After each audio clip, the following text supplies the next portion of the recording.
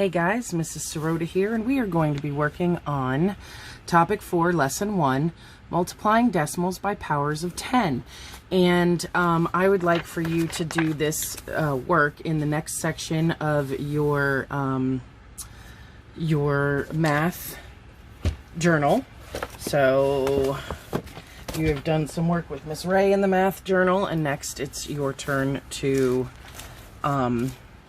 write on the next page for this practice. So again, this is topic 4.1, multiply decimals by powers of 10. Now, if you remember, whole numbers multiplied by the powers of 10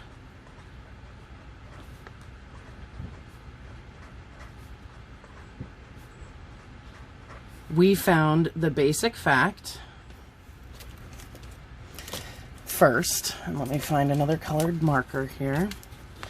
Basic fact, 5 times 1. Right? Remember that? So all of these will start with a 5. This is a review, so it's going quickly. You find the basic fact. Then you have to find how many zeros you are going to add to your basic fact work.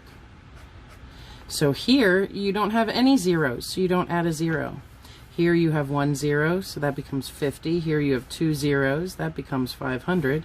And here you have 3 zeros, that became 5,000. And that is your basic multiplying by powers of 10, whole numbers.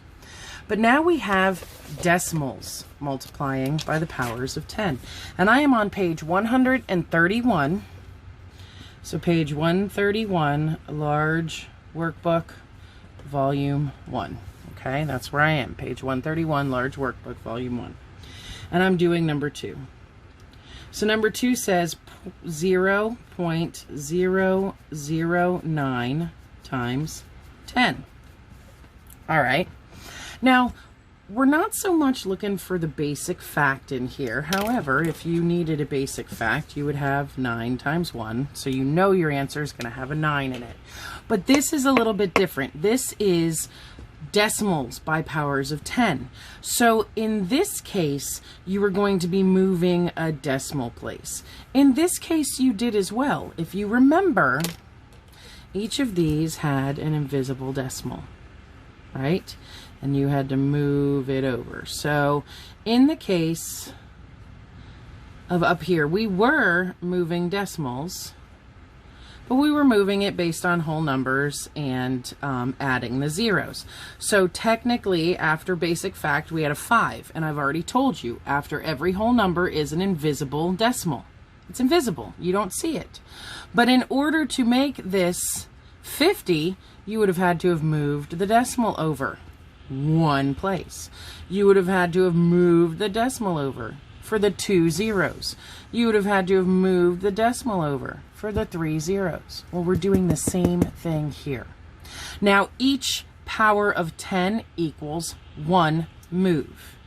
Each power of 10 equals 1 move. Larger. Because we're multiplying it by a whole number.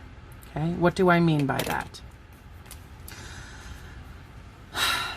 9 thousandths, remember, tenths, hundredths, thousandths.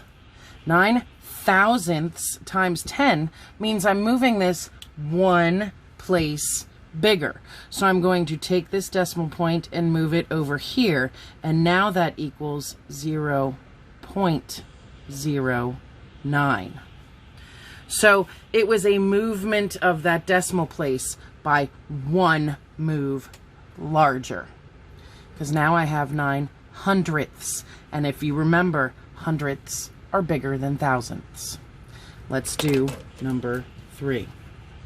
Number 3 is 3.1, or 3 and 1/10 times 10 to the 3rd power. So what does 10 to the 3rd power mean? That does not mean 10 times 3.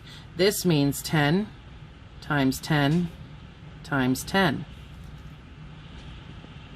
Now let's make that easier. What is 10 times 10 times 10?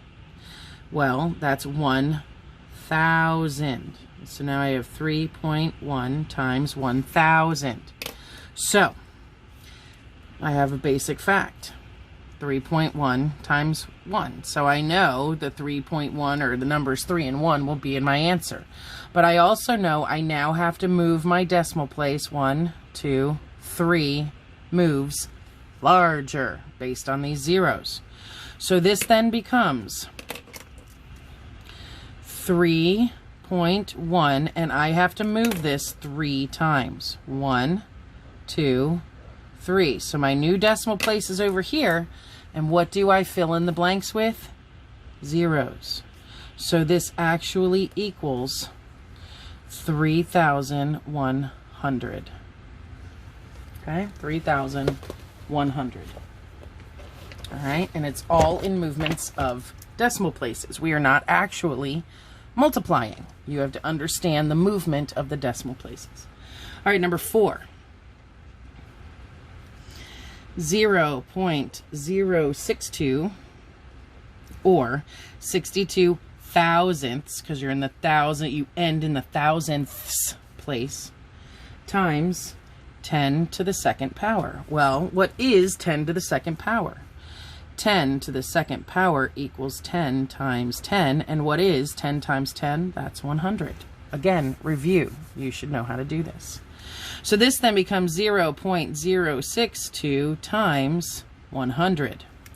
Now, how many zeros do we have here? We have 2 zeros, which means we're going to jump 2 tens. So we're going to take this and jump it once, jump it twice, and here's our new decimal place. We just jumped it, the number of zeros. We jumped the number of zeros. So that is now 6.2. Why 6.2? Because the zeros in front of it don't matter. You do not need them. However, if you wanted to put 006.2, you could have done that as well. Okay? But understand those zeros are unnecessary. Last practice problem, number 5. 1 and 24 hundredths times 10 to the 4th power. Now let's look at this. Second power, we jumped twice. Third power, we did a 3 jump. So this is 10 to the 4th power. How many jumps do you think you're going to need to do? I hope you said 4. I hope you said 4, because you have to do 4 jumps. So I'm going to do this. 1 and 24 thousandths, and now I'm going to make it bigger by 4 jumps. 1, 2, 3, 4. Here's my new decimal point. What do I fill in the blanks with? Zeros, always. So the answer is 1, 2, 4, 0, 0. And now I can come fill in the commas to separate the periods, and the answer is 12,400. Okay, your practice for today is page 131, large workbook, volume 1, numbers 6, 7, 8, 10, 12, 14, and then these complicated ones down here, 16, 17, and 18, you have to fill in the exponent. So based on the number of jumps, you have to know what number should go here in the exponent for these. So that would be a little bit tricky. Once you finish these, go on to your regular Savas assignment. I gave you so many because, again, you're not actually doing math. You're just jumping decimal points. If you have any questions, go see your teacher in math group or in open hours. Have a fantastic day. Just want to remind you again, this was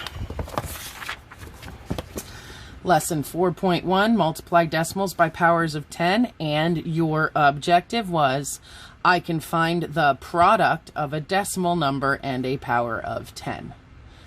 All right. Have a great day.